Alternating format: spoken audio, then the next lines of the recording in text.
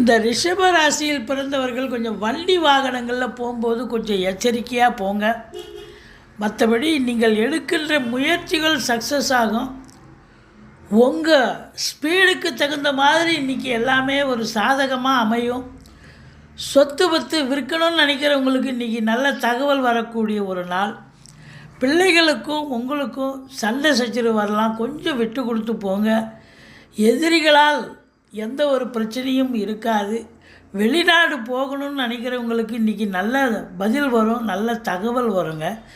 உங்களுடைய வாழ்க்கை துணை அல்லது மனைவிக்கு தேக ஆரோக்கியத்தில் அக்கறை தேவை. மருத்துவமனைக்கு செல்ல நேரிடலாம்.